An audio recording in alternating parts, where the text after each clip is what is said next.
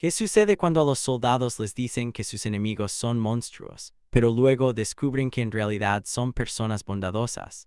Esta es la historia real de prisioneros alemanes en Canadá durante la Segunda Guerra Mundial que aprendieron una importante lección sobre la bondad humana. Diciembre de 1944. Las llanuras heladas del sur de Alberta se extendían eternamente bajo cielos grises de invierno. La nieve cubría todo lo que se veía. La temperatura descendía a 25 grados Celsius casi todas las noches. Esto era Lethbridge, un pequeño pueblo agrícola en el oeste de Canadá, lejos de las zonas de guerra de Europa donde aún se libraba la Segunda Guerra Mundial. Pero incluso allí, a miles de kilómetros de los combates, la guerra había llegado de una forma extraña. Tras altas alambradas y torres de vigilancia de madera se alzaba el campo 133. Esta enorme prisión albergaba a 500 soldados alemanes capturados durante su lucha por el Tercer Reich de Adolf Hitler. Vestían uniformes con las letras PW pintadas en blanco en la espalda. Vivían en largos edificios de madera que se extendían por la llanura como hileras de cajas de cerillas. En cada esquina se alzaban torres de vigilancia, con soldados canadienses portando fusiles. Este era ahora el hogar de miles de hombres que jamás imaginaron que acabarían allí. Estos prisioneros habían recorrido un largo camino para llegar a este lugar. Algunos habían sido capturados en el norte de África al fracasar las batallas en el desierto. Otros fueron hechos prisioneros en Italia mientras las fuerzas aliadas avanzaban hacia el norte. Algunos habían sido capturados en Francia después del día D, cuando la invasión rompió las defensas alemanas. Habían navegado por el Atlántico en barcos abarrotados, hacinados bajo cubierta, preguntándose qué les sucedería. Habían oído historias terribles. Antes de ser capturados, los oficiales de propaganda nazi les habían llenado la cabeza de advertencias. Les dijeron que si los canadienses los atrapaban, se enfrentarían a un trato cruel. Los panfletos de propaganda mostraban dibujos de soldados aterradores con rostros crueles. Los oficiales decían que los canadienses eran hijos de criminales y marginados, gente que vivía en páramos helados y desconocía por completo el comportamiento civilizado. Los llamaban bárbaros uniformados. La propaganda decía que estos enemigos torturarían a los prisioneros, los matarían de hambre e ignorarían las normas de la Convención de Ginebra que supuestamente protegían a los soldados capturados. Algunos oficiales alemanes les dijeron a sus hombres que ser tomado prisionero por canadienses significaba una muerte segura. Era mejor luchar hasta la última bala que rendirse ante tales monstruos. Así que cuando estos 500 hombres llegaron al campo 133, esperaban lo peor, esperaban palizas y hambre, esperaban crueldad y sufrimiento, esperaban ser tratados como animales o algo peor. Sus mentes estaban llenas de miedo y odio, tal como sus líderes habían deseado. El gobierno nazi había pasado años enseñándoles que los alemanes eran la raza superior, superiores a todos los demás, y que sus enemigos eran criaturas infrahumanas que no merecían respeto. Estas creencias estaban profundamente arraigadas en sus corazones, pero desde el primer día algo parecía ir mal, o mejor dicho, algo parecía estar bien de una manera que no tenía sentido.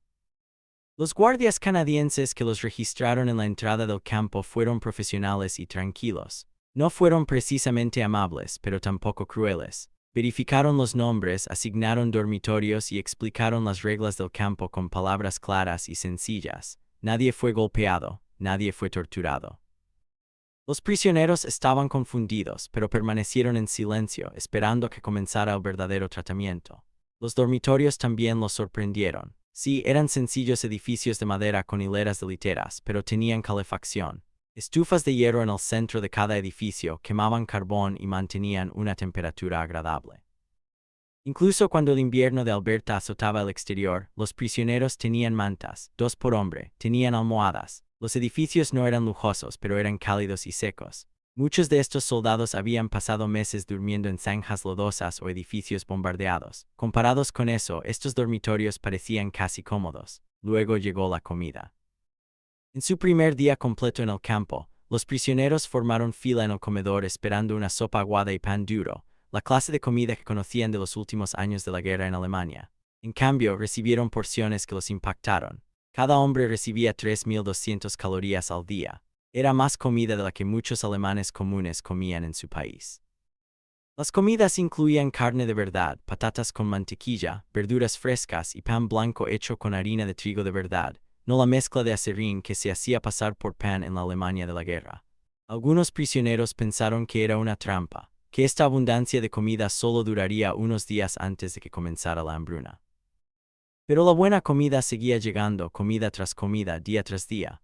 Los paquetes de la Cruz Roja también llegaban con regularidad. Estos contenían chocolate, cigarrillos, café y otras pequeñas delicias. Los prisioneros podían enviar y recibir cartas desde casa, aunque el correo tardaba meses en llegar. Podían trabajar en granjas cercanas y ganar poco dinero. Tenían acceso a un hospital del campo con médicos y medicinas de verdad. Incluso había una biblioteca con más de 2.000 libros y equipo para deportes y aficiones. El trato profesional continuó. Los guardias que maltrataban a los prisioneros se enfrentaban a castigos de sus propios oficiales. El comandante del campo, un oficial canadiense estricto pero justo, insistía en que se cumplieran al pie de la letra las normas de la Convención de Ginebra. Esto no era para exhibir ni para propaganda, no había periodistas tomando fotos. Así era, simplemente el campo operaba día tras día. Los canadienses parecían creer que incluso los soldados enemigos merecían ser tratados como seres humanos. Esto creó una extraña tensión entre los prisioneros. Muchos eran nazis acérrimos que se mantuvieron leales a Hitler a pesar de ser capturados. Desconfiaban del buen trato y advertían a los demás que era una trampa o un truco para debilitarlos. Mantenían una estricta disciplina dentro de las filas de prisioneros, castigando a cualquiera que hablara bien de sus captores. Celebraban reuniones secretas y mantenían vivas las ideas nazis tras bambalinas. Estos hombres creían que la guerra aún se podía ganar, que Alemania ganaría y que serían rescatados. Pero otros comenzaron a sentir la duda apoderándose de sus mentes. Si los canadienses eran los bárbaros salvajes de los que les habían advertido, ¿por qué el trato era tan amable? Si Alemania estaba ganando la guerra, como afirmaba la propaganda, ¿por qué Canadá tenía tanta abundancia mientras Alemania enfrentaba una escasez desesperada? ¿Por qué comían mejor como prisioneros que sus familias como ciudadanos libres? Estas preguntas no tenían buenas respuestas, y plantearlas resultaba peligroso. Con la llegada de diciembre y la caída de las temperaturas, los prisioneros se adaptaron a la rutina del campamento. No sabían que se acercaba la Navidad ni que se estaba planeando algo que cambiaría todo lo que creían sobre sus enemigos y sobre sí mismos. En esas primeras semanas de diciembre, los prisioneros alemanes vieron más cosas sin sentido. Las diferencias entre lo que les habían enseñado y lo que estaban experimentando se hicieron cada vez más difíciles de ignorar. Pequeños descubrimientos se acumulaban como montones de nieve, cada uno añadiendo peso a las preguntas que temían formular en voz alta. La comida fue la mayor sorpresa.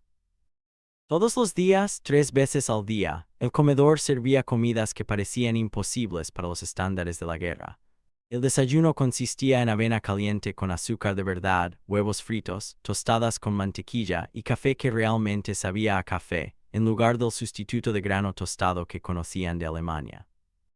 El almuerzo incluía carne, generalmente de res o cerdo, además de papas y verduras. La cena era similar, con porciones abundantes que dejaban a los hombres saciados por primera vez en años.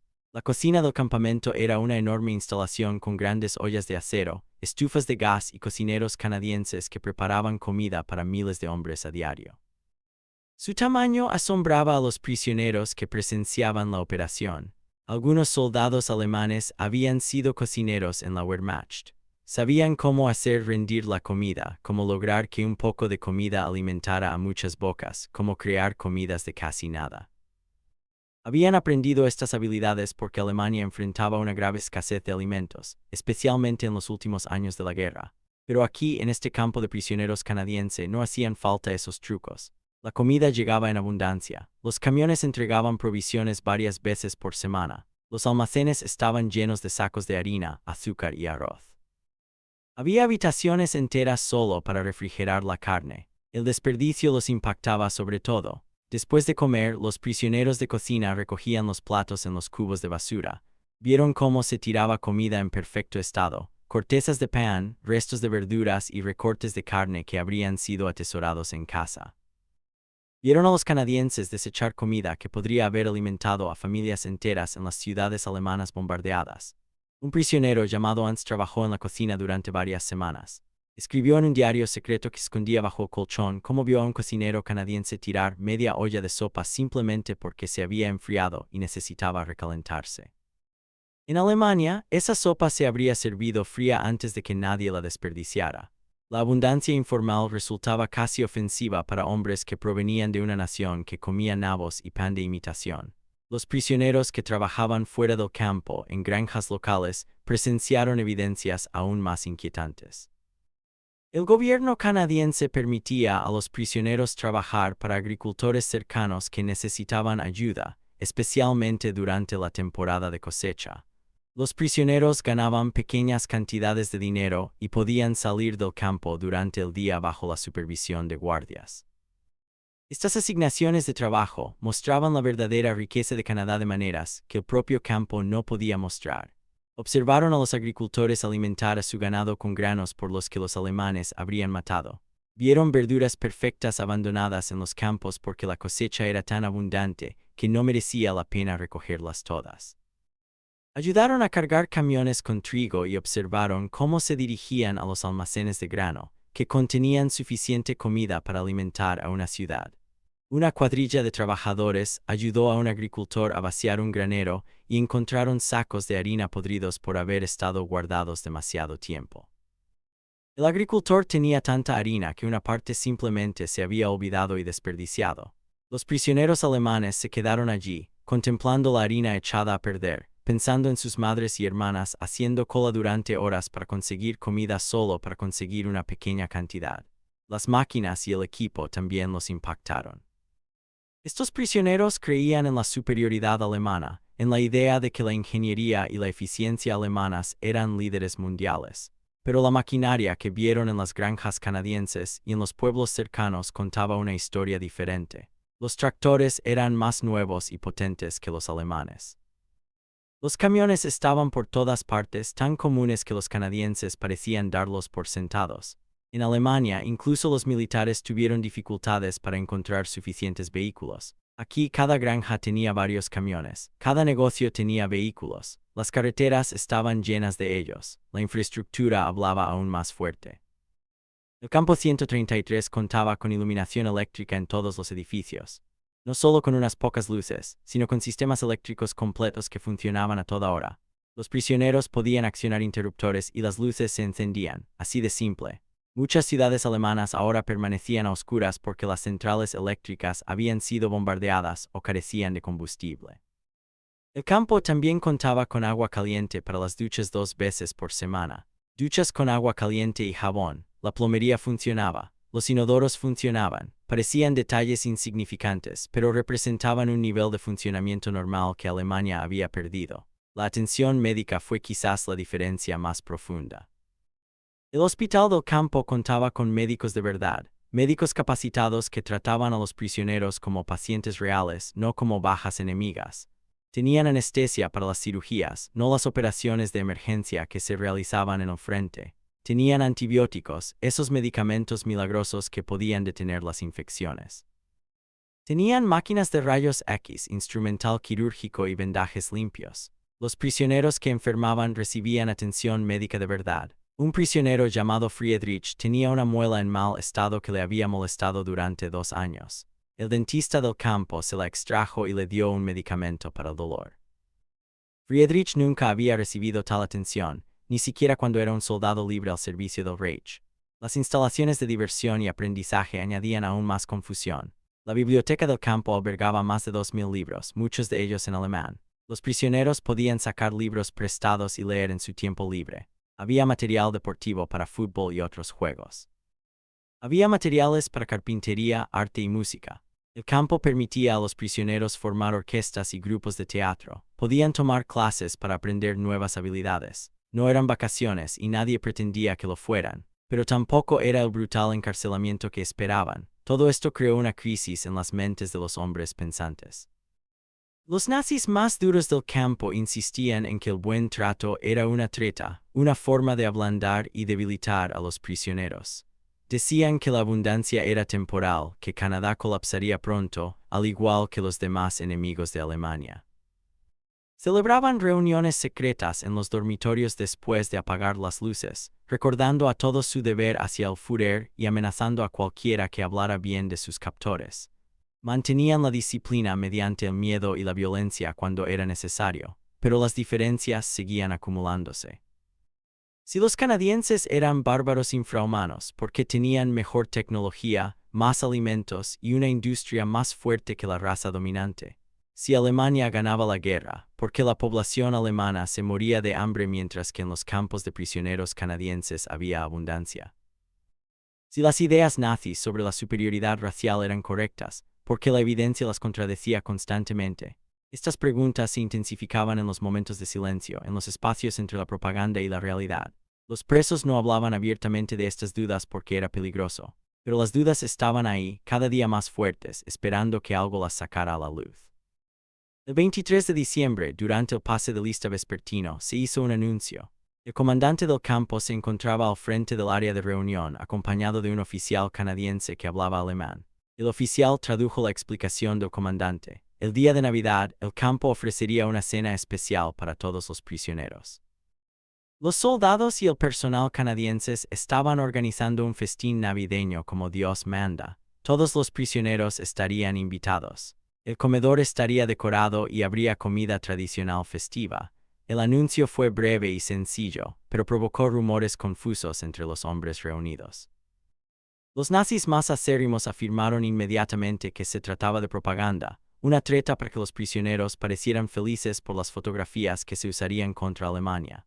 Advirtieron a todos que desconfiaran, que comieran la comida si se la ofrecían, pero que no mostraran gratitud, que no les dieran a los canadienses nada que pudieran usar. Pero otros prisioneros sintieron algo diferente en el pecho, algo que casi habían olvidado. Parecía esperanza o tal vez solo curiosidad por lo que sucedería. El día siguiente, Nochebuena, llegó con temperaturas aún más bajas de lo habitual. El viento aullaba sobre la pradera, trayendo nieve que picaba la piel expuesta como pequeñas agujas. Dentro de los edificios para dormir, los prisioneros se acurrucaban cerca de las estufas, pensando en su hogar. Muchos recordaban las celebraciones navideñas de antes de la guerra, cuando sus familias se reunían alrededor de mesas cálidas con velas y canciones. Esos recuerdos parecían pertenecer a otras personas que vivían en un mundo diferente. Ahora eran prisioneros en una tierra extranjera, a miles de kilómetros de todos sus seres queridos, esperando que terminara una guerra que parecía que podría durar eternamente. Los prisioneros esperaban que el día de Navidad transcurriera como cualquier otro día en el campo, a pesar del anuncio. Quizás la comida sería un poco mejor, quizás tendrían algunas horas extra de tiempo libre. Quizás los guardias serían menos estrictos con las pequeñas reglas, pero nadie creía realmente que algo especial sucedería. Esto era un campo de prisioneros y ellos eran soldados enemigos. La Navidad era solo una fecha más en el calendario, otro día para sobrevivir hasta que pudieran volver a casa. La mañana de Navidad llegó despejada y muy fría. Los prisioneros siguieron con su rutina matutina habitual, lavarse, pasar lista y desayunar. Pero en todo el campo se respiraba una energía inusual. Los hombres hablaban en voz baja sobre la cena. Algunos se preguntaban si realmente se celebraría o si el anuncio había sido un error. Otros intentaban recordar la última cena navideña de verdad que habían tenido, cuando el mundo tenía sentido. Por la tarde, los presos asignados al comedor fueron llamados temprano para ayudar con los preparativos. Lo que encontraron dentro los dejó completamente impactados. La larga sala se había transformado de la noche a la mañana. Ramas de pino colgaban de las vigas del techo, impregnando el aire con su aroma penetrante y limpio. Los canadienses habían hecho adornos de papel y madera, adornos sencillos que reflejaban la luz de las bombillas eléctricas colgadas del techo. Las largas mesas, generalmente de metal o madera, estaban cubiertas con manteles blancos. Cada puesto tenía un plato de verdad en lugar de la típica bandeja de comida. Incluso había servilletas dobladas en cada sitio. Parecía el comedor de una casa, no la cafetería de una prisión. La cocina, detrás del comedor, bullía de actividad. Enormes hornos horneaban docenas de pavos, cuya piel se doraba y se tornaba crujiente. El olor que emanaba de aquella cocina era casi insoportable. Olía a comodidad, seguridad, hogar y todo lo que estos hombres habían perdido. El vapor se elevaba de enormes ollas de papas que se trituraban con mantequilla y crema de verdad. La salsa de arándanos burbujeaba en ollas más pequeñas. El pan fresco se horneaba en los hornos junto a los pavos. Los pasteles se enfriaban en todas las superficies disponibles, con sus cortezas perfectamente doradas. Los cocineros canadienses trabajaron junto a los presos voluntarios, enseñándoles a preparar platos navideños tradicionales canadienses. Se preparaba suficiente comida para que cada preso tuviera una ración de festín, no comida de prisión, sino la típica ración generosa que se les daría a los invitados. Cuando llegó la hora de cenar, los prisioneros entraron en grupos al comedor. La vista que los recibió dejó a muchos paralizados. La decoración, los manteles blancos, el olor a pavo asado, la cálida luz de las bombillas, todo creaba una atmósfera especial. Algunos de los prisioneros mayores tenían lágrimas en los ojos, aunque intentaban disimularlas. Parecía Navidad, la Navidad de verdad, la que recordaban de su infancia. Los camareros trajeron la comida en bandejas grandes. Cada preso recibió un plato repleto de pavo, puré de patatas, salsa, relleno, verduras, panecillos frescos con mantequilla y salsa de arándanos. Las raciones eran enormes, de esas que te dejan con sueño y luego te dejan satisfecho. Para hombres que habían pasado años comiendo pequeñas cantidades y sobras, ver tanta comida en un solo plato parecía irreal. Algunos presos simplemente miraban sus platos un buen rato antes de coger el tenedor. Entonces ocurrió algo inesperado. Las puertas del comedor se abrieron de nuevo y entraron oficiales canadienses. No solo uno o dos, sino una docena, incluyendo al mismísimo comandante del campo. No estaban allí para supervisar ni vigilar. Estaban allí para comer. Los oficiales se sentaron en las mesas junto a los prisioneros, justo al lado de los soldados enemigos a los que se suponía que debían vigilar. La sala quedó en completo silencio. Todos los prisioneros observaban atentamente qué sucedía a continuación. Los oficiales canadienses tomaron sus tenedores y comenzaron a comer. Entre bocado y bocado, hablaban con los prisioneros sentados cerca. Algunos oficiales hablaban un poco de alemán, otros se comunicaban mediante gestos con las manos y palabras sencillas en inglés. Preguntaron por las familias de los prisioneros en sus países de origen. Hablaron de sus propias tradiciones navideñas antes de la guerra. Compartieron historias sobre sus pueblos natales, sus hijos y las cosas que más extrañaron durante la guerra. Trataron a estos soldados alemanes no como enemigos, ni monstruos, ni números, sino como hombres, solo hombres, seres humanos que estaban en el lado opuesto de una guerra terrible. Un oficial canadiense se sentó frente a un joven prisionero llamado Franz, quien había sido miembro de las juventudes hitlerianas antes de unirse al ejército. Franz había pasado 5 años de su vida aprendiendo que estas personas eran inferiores, que eran salvajes que querían destruir todo lo alemán. Lo había creído completamente porque todos a su alrededor lo creían, porque sus maestros, sus oficiales y sus líderes decían que era cierto. Pero ahora, este oficial canadiense, cuyo hermano había muerto luchando contra el ejército alemán en Francia, estaba sentado frente a él preguntándole por las galletas navideñas de su madre. El oficial no tenía por qué hacerlo, no había ninguna razón, ninguna cámara grabó el momento, ningún periódico lo publicaría. Era simplemente un ser humano, mostrando bondad a otro ser humano durante una festividad que celebraba la paz y la buena voluntad. Franz escribió más tarde en su diario, que guardaba escondido bajo el colchón de su litera sobre ese momento. Escribió que algo se quebró en su interior durante aquella cena, un muro que se había construido durante años de propaganda y entrenamiento. Escribió que se dio cuenta de que sus enemigos le habían mostrado una dignidad humana más básica en una noche que la que sus propios oficiales le habían mostrado en 5 años de servicio. Los canadienses no tenían por qué ser amables, tenían todas las razones para odiarlo. Sus amigos, hermanos e hijos habían muerto luchando contra el ejército al que pertenecía Franz. Pero aún así optaron por la amabilidad, eligieron verlo como una persona en lugar de solo como un enemigo. La cena duró horas. De postre hubo pastel de verdad con relleno dulce y masa hojaldrada. Hubo café y conversación e incluso se cantaron villancicos que todos conocían sin importar el idioma. Durante esas pocas horas, la guerra parecía muy lejana. El alambre de púas y las torres de vigilancia aún los rodeaban, pero dentro de ese comedor decorado, existía algo más, algo que la ideología y la propaganda no podían explicar ni controlar. Los nazis más acérrimos que habían advertido a todos sobre los trucos y la propaganda vieron cómo su autoridad se desmoronaba esa noche. ¿Cómo podían predicar el odio hacia un enemigo que demostraba tanta humanidad? ¿Cómo podían sostener que los alemanes eran superiores cuando estos canadienses, supuestamente inferiores, demostraban un carácter superior al del Reich? Algunos de los nazis leales cenaron en un silencio furioso, pero su silencio furioso no pudo cambiar lo que todos habían vivido. Esa cena de Navidad se convirtió en una grieta en los cimientos de todo lo que estos prisioneros creían. No fue la comida en sí ni la decoración. Fue el simple hecho de ser tratados con respeto por personas que no tenían la obligación de proporcionárselo. Los canadienses les habían dado algo que el gobierno nazi nunca les ofreció: el reconocimiento de que cada persona tiene valor simplemente por ser humana, sin importar dónde nació ni qué uniforme usara. La guerra en Europa terminó el 8 de mayo de 1945.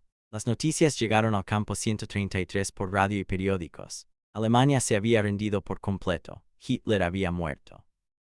El Tercer Reich, que se suponía duraría 1000 años, se había derrumbado tras tan solo 12. Los prisioneros se reunieron en pequeños grupos para escuchar la noticia. Sus rostros reflejaban confusión, alivio y tristeza, todo a la vez. Algunos lloraron, otros guardaron silencio. Algunos se negaron a creer que realmente había terminado. Los nazis más acérrimos insistían en que eran mentiras aliadas, que Alemania resurgiría. Pero sus voces ahora sonaban huecas, incluso para ellos mismos. El proceso de repatriación de prisioneros fue lento. Había millones de desplazados en toda Europa, y los aliados tenían que determinar el lugar de cada uno y cómo llevarlos allí. Pasaron meses con los prisioneros, aún en el campo 133, esperando su turno. Algunos prisioneros no se marcharon hasta 1946. Algunos permanecieron incluso en 1947 porque sus regiones de origen estaban ahora bajo el control de la Unión Soviética, y la situación política dificultaba el regreso. La espera parecía interminable, pero al menos ahora esperaban algo definitivo. Finalmente regresarían a casa. La guerra había terminado. Durante esos largos meses de espera, los prisioneros tuvieron tiempo de reflexionar sobre todo lo vivido. La diferencia entre su entrenamiento nazi y su cautiverio canadiense permaneció fresca en sus mentes. Habían llegado esperando ser torturados y recibieron amabilidad. Les habían enseñado que sus enemigos eran menos que humanos y descubrieron que esos enemigos tenían más humanidad que sus propios líderes. La cena de Navidad permaneció como un recuerdo imborrable, de que muchos presos hablaban en voz baja. Fue un punto de inflexión, un momento en el que las mentiras en las que habían creído comenzaron a desmoronarse bajo el peso de la simple decencia humana. Franz, el joven exmiembro de las Juventudes Hitlerianas, pasó los meses de espera leyendo libros de la biblioteca del campo y escribiendo en su diario. Llenó página tras página con pensamientos sobre lo que había aprendido, sobre lo equivocado que había estado todo, sobre cómo la propaganda había envenenado a su generación. Escribió sobre el oficial canadiense que se sentó frente a él en la cena de Navidad y le preguntó por su madre. Escribió sobre darse cuenta de que la fuerza no requería crueldad, que el poder no exigía odio, que incluso en tiempos de guerra, la gente podía elegir ser amable. Estos pensamientos lo habrían llevado a la muerte un año antes si otros prisioneros los hubieran descubierto. Ahora, con la guerra terminada y Hitler muerto, otros comenzaron a expresar ideas similares en voz alta. Finalmente le llegó el turno a Franz de embarcarse en un barco que cruzaba el Atlántico de regreso. Era finales de 1946, más de un año después del fin de la guerra. Empacó sus pocas pertenencias, incluido el diario que había mantenido oculto durante tanto tiempo. Los guardias canadienses procesaron a los prisioneros que salían con la misma eficiencia profesional que habían mostrado desde el principio. No hubo discursos ni ceremonias. Los prisioneros simplemente subieron a camiones que los llevaron a la estación de tren, luego tomaron trenes hacia la costa este y luego embarcaron con destino a Europa. Franz miró hacia el campo 133 mientras el camión se alejaba. El alambre de púas y las torres de vigilancia parecían diferentes ahora que cuando llegó. Lo habían mantenido prisionero, sí, pero también lo habían protegido de la destrucción final de Alemania. De alguna manera extraña, esta prisión le había salvado la vida. El viaje en barco duró 2 semanas. Los prisioneros se apiñaban bajo cubierta, igual que en el viaje a Canadá, pero esta vez regresaban a casa en lugar de la incertidumbre. Algunos hombres estaban emocionados y hablaban constantemente de volver a ver a sus familias. Otros permanecían callados y preocupados, preguntándose qué encontrarían al llegar. Todos sabían que Alemania había sido bombardeada intensamente. Todos habían oído historias sobre la destrucción, pero tener algo en la mente y verlo con los propios ojos eran cosas muy diferentes. El barco atracó en el norte de Alemania, en una ciudad portuaria parcialmente destruida y parcialmente reconstruida. Franz bajó por la rampa con su pequeña bolsa de pertenencias. La diferencia lo impactó de inmediato. Los trabajadores del muelle parecían delgados y cansados. Llevaban la ropa desgastada y remendada. Todos se movían despacio, como si no tuvieran suficiente energía para moverse con rapidez. Los edificios que rodeaban el puerto mostraban daños por las bombas, a pesar de que la guerra había terminado hacía más de un año. Algunas paredes habían sido reparadas con los materiales disponibles. Otras aún presentaban enormes agujeros. Los escombros se amontonaban a lo largo de las calles, apartados para despejar los caminos pero no retirados. Franz tomó un tren rumbo al sur, hacia Baviera, donde vivía su familia. El viaje duró 2 días debido a que el sistema ferroviario estaba dañado y los trenes tenían horarios inciertos. Contempló por la ventana la campiña alemana que pasaba. Cada ciudad por la que pasaba el tren presentaba daños terribles. Barrios enteros habían quedado reducidos a escombros. Las fábricas parecían estructuras quemadas. Los puentes habían sido reconstruidos con materiales provisionales. La gente que vio en las estaciones de tren parecía hambrienta y agotada. Muchos llevaban abrigos militares teñidos o modificados para quitarles las insignias, ya que era la ropa más abrigada disponible. La diferencia con Canadá se volvió imposible de ignorar. Franz había pasado casi 2 años comiendo 3.200 calorías diarias mientras su propia gente se moría de hambre. Había dormido en dormitorios con calefacción mientras la gente común alemana tiritaba durante los inviernos sin combustible. Había recibido atención médica, educación e incluso entretenimiento mientras su patria ardía. La culpa lo oprimía como un peso físico. Había estado más seguro y sano como prisionero de guerra que su familia como gente común y libre. Su tren finalmente llegó al pueblo más cercano al pueblo de su familia. Desde allí caminó cargando su mochila por caminos que recordaba de su infancia. El campo presentaba menos daños que las ciudades, pero la pobreza reinaba por doquier. Las granjas parecían abandonadas. No había maquinaria trabajando en los campos ni camiones en las carreteras. Ahora todo dependía del trabajo humano y animal. La abundancia que había visto en Canadá le parecía un sueño de otro mundo. Su madre estaba en casa cuando llegó. Su padre había muerto en los últimos meses de la guerra. Su hermano menor había sobrevivido, pero vivía en otra región, buscando trabajo. Su madre parecía mucho mayor de lo que recordaba. Estaba delgada y cansada, y le temblaban las manos al abrazarlo. La casa estaba fría porque el combustible se repartía estrictamente. La comida escaseaba. Cenaron una sopa aguada y pan negro esa primera noche, y su madre se disculpó por no tener más que ofrecer. Franz pensó en la cena de Navidad en el campo 133 y se sintió avergonzado. En las semanas y meses siguientes, Franz ayudó a su madre a reconstruir su vida.